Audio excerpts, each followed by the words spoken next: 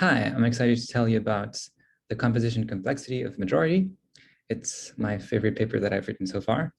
My name is Victor Lecomte. This is a joint work with Prasanna Ramakrishnan and Liang Tan. And hopefully in a few minutes, you'll understand why this is a perfect picture for the question that we're studying.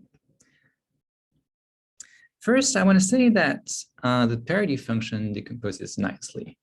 What do you mean by this? I mean that you can split the variables into groups of k, into n over k groups of k. Maybe you should think of k as squared n. Then you can compute the parity of each group. And then you can use those parities and take the parity, like their parity. And if you do that, you get the parity of the whole thing. So this is nicely decomposable in the sense that for each group, there's like this one bit of information, which is the only thing that you need to know about those inputs in order to compute the whole function.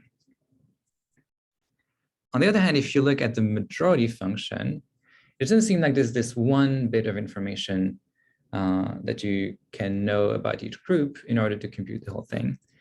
So if you split them into groups of k, it kind of seems like you need to know the Hamming weight of each group. Like you need to know the sum, for example, here for x1 through xk, it kind of seems like you need to know the sum x1 through xk if you want to compute the whole thing.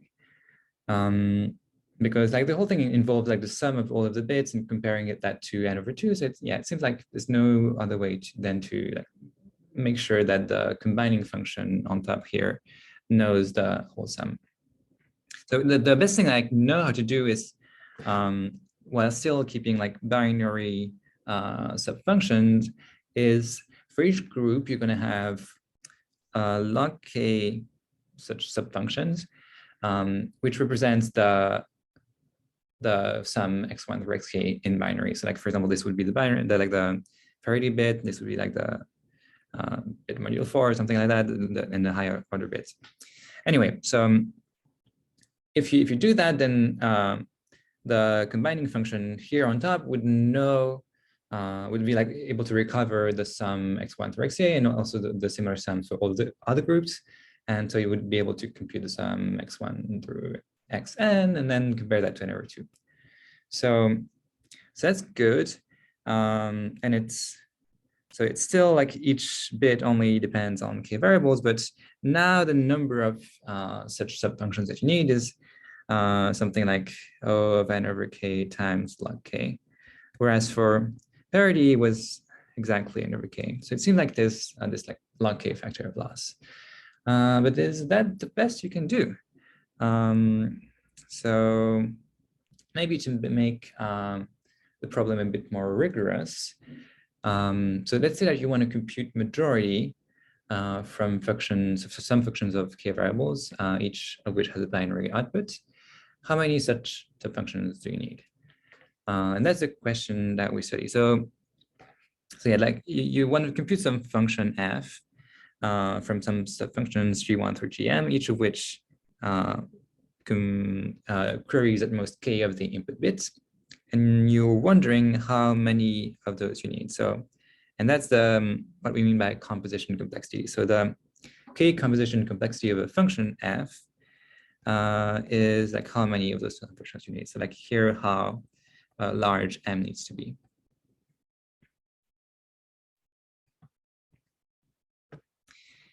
Right, and we've seen that the composition complexity of parity is n over k. Like you can achieve n over k by this like computing the parity of the parities thing, at least if k is n is divisible by k.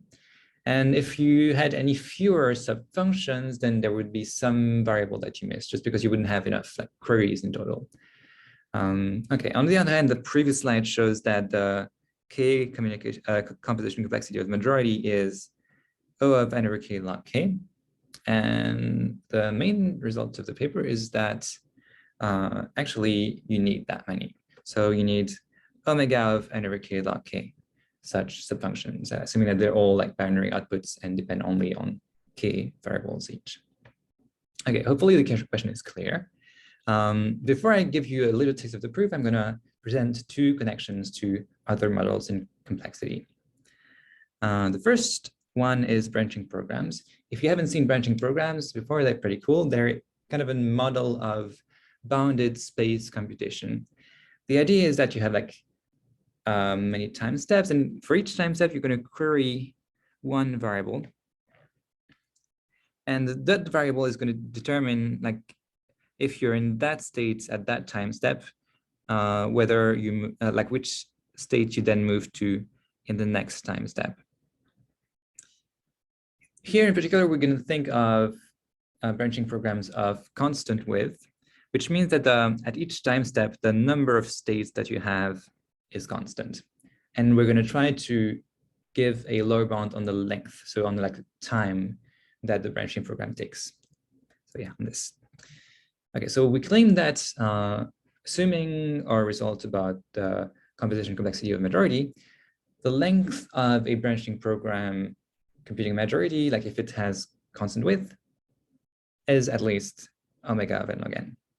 And this was known before. It recovers some famous results by Alon and Maas in 86 and Babai, Pudlak, Riddle, and Simaredi in 90. But it's interesting that we recover this result by a completely different proof.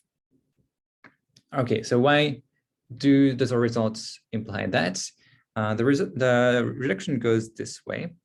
So the idea is you take this supposed constant width branching program of length L, and from that you're going to build like a nice way to decompose majority to like build this, the kind of circuit that we want. So you do that by first splitting the branching program into segments of length square root n, and then for each, so like for any state on one cut and another state on the next cut, you're gonna like the function of whether you go from that state, from the state on the left to the state on the right, is a function of only the variables that are queried in the meantime. So you can represent that like as a subfunction that queries only square root n variables. And if you knew all of those like transition functions, like of whether you move from state, say I on the left to j on the right, if you knew all of those, you would be able to simulate the whole branching program and figure out whether at the end you get 0, like the result 0 or 1. And how many of them are there? Well, there's L over square root n segments. And since we're limiting the width to be constant, there's only a constant number of choices for the state on the left and the state on the right. So that means that there's only O of L over square root n transition functions that we need to know. So that means that in our model, we can represent majority as a function of O of L over square root n subfunctions, each of which queries only square root n variables. So that's what it's written here. And on the other hand, our lower bound on the composition complexity of majority says that it was something like omega of n over k log k, but k is square root n here, so it gives omega of square root n log n. And so if you combine those two inequalities together, you get the desired lower bound. That's how it works. Pretty nice connection. Second connection is to small depth circuits. And this was the connection that actually motivated our work. I'm not going to go into as much detail into this, but so it's more like for the people who already knew about the problem. Okay, but the idea is if some function is nicely decomposable in the sense that its square root n composition complexity is O of square root n, then that implies that that function has relatively small size depth 3 circuits of size like 2 to the O square root n. The idea is like a well-known trick is say that you had such a decomposition, then you could turn like this combining function into a DNF, and you could turn those subfunctions G1 through GM into CNFs. And because they're like all small finite, they would all be small, and then the result because it's DNF and TNF would be a depth-3 circuit. Doesn't matter too much. You can ask questions in the comments if you didn't follow that, or you can, yeah. But that means that, okay, and in addition to that, it turns out that proving that some explicit function f requires size more than that is actually like one of the biggest open problems in circuit complexity. So if we want to prove for some function that, yeah, that they require such like very large circuits of depth 3, you first need to show that this does not hold. And this is exactly what we do for majority, which we think is actually a good candidate for breaking this 2 to the squared n barrier for lower bounds on depth 3 circuits. Okay. If you didn't understand all of that, that's completely fine. I'm going to move to just give you a taste of the proof now. Okay, the proof relies on this central key lemma. The idea is that if you have a structure like this that computes majority at the end, and if some variable xi is queried at most q times, so like queried by only q of the subfunctions. Hold on, let me say it this way. Like if it's queried by few of those subfunctions, then I claim that the results, like the outputs of the subfunctions, must tell a lot about that variable. Said in more precisely in math, if it's queried at most q times, then the mutual information of that variable and this outputs of the subfunctions is bigger than 0, and it's some function of q, which like decreases exponentially with q. Okay, so this might seem weird at first. Like maybe like the common sense way to look at it would be to say, okay, so if like the more it is queried by the subfunctions, then kind of the more those subfunctions would depend on it. So it seems like the subfunctions should give more information about that variable. But turns out that as long as the whole circuit outputs the majority function, then the opposite is true. So if it's queried fewer times, then actually the subfunctions end up saying more about it. Like it's kind of forces, like maybe you can think of it as if it's queried by fewer subfunctions, then it's less easy to like hide the value of xi across different subfunctions. Anyways, like this kind of counterintuitive lemma, in my opinion. Yeah, and like the maxim of the lemma is like the less you curate, the more you must reveal it. Okay, I'm going to give you a taste of the proof of this later, but first let's see why it implies the lower bound, or at least why it seems to help. So in words, there's kind of a trade-off here, because if majority were nicely decomposable, then like so kind of like close to parity, then most of the variables would be queried by few of the subfunctions, just because like it needs to be kind of sparing. But if that were the case, then like most the subfunctions would need to reveal a lot about many of the variables just by the lemma. And on the other hand, there's much fewer subfunctions than there are variables. So by like information theoretic reasons, there's no way that the subfunctions could learn that much about each of the variables. Oops. So in math, it gives this. So like suppose that the number of subfunctions is actually O of square root of n over k. So like very close to what you would get for parity.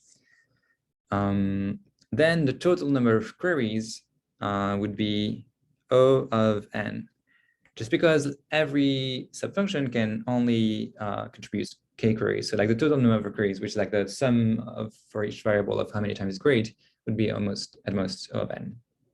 So that means that the average variable is queried a constant number of times. And in particular, by like I think a Markov argument, you can show that at least half of the variables are queried only a constant number of times. And now we can apply the lemma to those variables. So for each of those variables, the mutual information between that variable and the outputs of the subfunctions must be 2 to the minus of q, and here q is a constant. So that gives us like constantly, like something like strictly like bounded away from zero. And I claim that now we kind of basically done by information theory. So one thing I didn't mention is that this mutual information is over a uniform input. So by independence of this uniform input, if you look at the mutual information of like between the subfunctions and the full input, so like x1 through xn, then that must be at least the information that the subfunction gave about each of the variables independently. And we just saw that for at least n/2 of them, this must be a constant. So this sum must be at least n/2 times omega1, so like omega n. And this is much bigger than m, which is only O of n/k. But on the other hand, those subfunctions, there's only m of them, and they're each binary. So they can only carry m bits of information. So this mutual information is actually only m. So that gives us a contradiction. It shows that it was impossible for m to be O of n/k. And this doesn't quite show the theorem, but actually, if you replace this smaller than n/k by little o of n/k log k, then the same proof goes through. And so it actually gives a theorem. It's just that I wanted to show a simpler version. Okay, so hopefully that convinces you that the lemma is useful.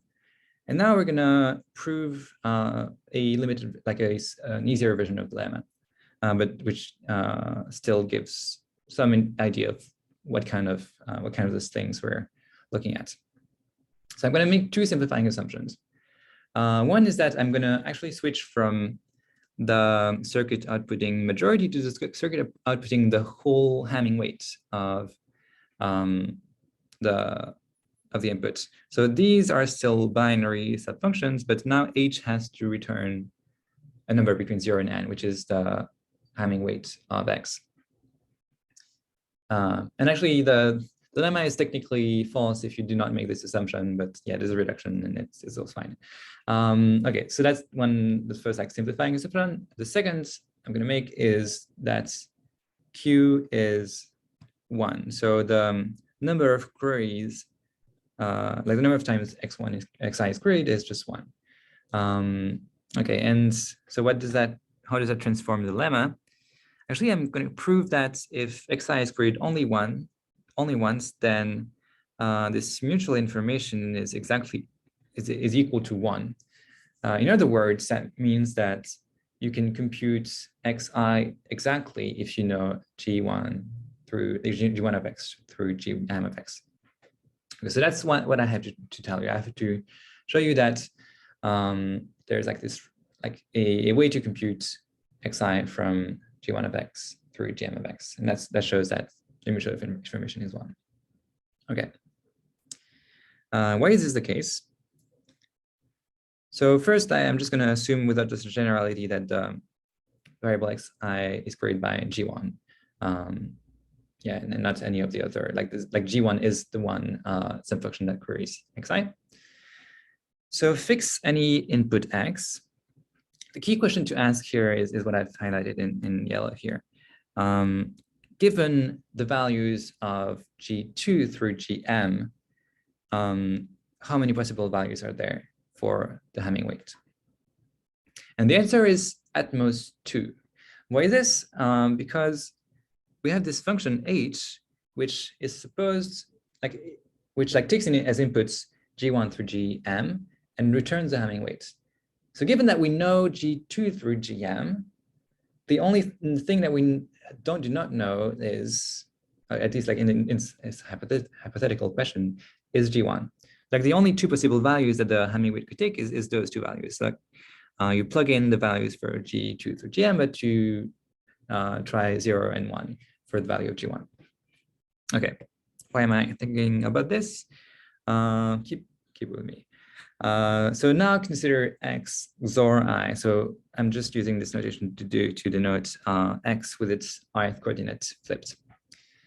Then it shares all the same value for g2 through gm, right? Because it has all the same values as x except for xi. So that means that since we only defined W based on G2 through Gm, then the Hamming weight of X XOR I must be in W as well, in set W. So that means that in particular, W must be equal to the set of the Hamming weight of X and the Hamming weight of X XOR I, because those are two distinct values. Actually, more precisely, if xi is equal to 0, then the Hamming weight of x XOR I is going to be 1 bigger than the Hamming weight of x. And if xi is equal to 1, then the Hamming weight of x XOR I is going to be 1 smaller than the Hamming weight of x.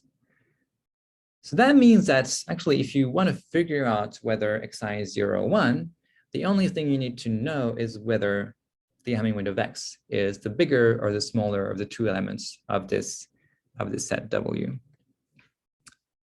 And both of those things, like the Hamming weight of x and the set W, can be directly computed from G1 through Gm. For the Hamming weight of x, it's just because you just plug those values into H, and that's what gives you the Hamming weight of x. And W is only defined based on G2 through Gm. So yeah. So that shows you how, if you know G1 through Gm, you can compute the value of the coordinate xi, assuming that xi was created only once. Okay, so that's just a taste of what the proof of the lemma was for this very simple case of xi is only created once. I'm going to give you a very quick hint for the general case, but yeah, I'm going to go through this quickly because I'm almost out of time. So in order to get from Q1 through to general Q, we're going to still ask the same kind of question. So we're still going to think about this set W, which looks at the possible values of the Hamming weight of x if we only knew the subfunctions that do not query xi. So like before, we were thinking of like those subfunctions G2 through Gm, which are exactly the subfunctions that do not query xi. And so that's stays the same. What changes is that instead of trying to figure out xi exactly from G1 through Gm, you only have to make a better than 50-50 guess. Like you only have to make a decent guess that's better than random chance. And that's enough to prove that the mutual information is bigger than 1. But yeah, it's going to get worse as Q increases. Okay, and the second hint is, how do you get from a lower bound for Hamming weight to a lower bound for majority? And here is kind of like a more classical reduction. You kind of have to play with some of the variables to show that you can kind of extend majority into something that looks like Hamming weight. Anyway, I don't have time to go over it, but you can look at the paper. It's fairly well written. Okay, so right before I end, I'm going to give 2 takeaways from this result. First one is that information theory is kind of a cool tool. It's very powerful, and I think it has many more applications in the future for lower bounds. But sometimes you have to consider statements that might look counterintuitive at first. Second takeaway, if you're trying to prove a lower bound or even anything about a Boolean function, it might be helpful to first look at a related multi-output function. So for us, it was very helpful to look at Hamming weight instead of majority directly. Yeah, and maybe there can be more situations in the future where it's helpful to look at the multi-output function in order to prove lower bounds. Anyway, I want to end with one quick open question. There's more in the paper, but yeah, this one I care particular about. So I told you before that like about this second connection to like depth-3 circuits. And like we saw that if there was like this decomposability where like it's a Fannin roughly squared n function of Fannin squared n functions that computes majority, then there would be small circuits for majority. But actually, there's some variants of this this model, and one that you can that's interesting is, so if for the combining function, so like this kind of corresponds to the H function, if you, instead of making it a function of only squared n variable, you make it a depth squared n decision tree, then the same reduction to small size depth 3 circuits holds. So I think it would be very interesting to prove a similar lower bound for this model here. And I think there would be very significant progress towards resolving this big open question of better circuit 3, depth 3 circuit lower bounds. Anyway, I'm completely out of time. So yeah, thank you for watching. If you have any questions, please leave them in the comments or send us an email. Yeah, bye-bye.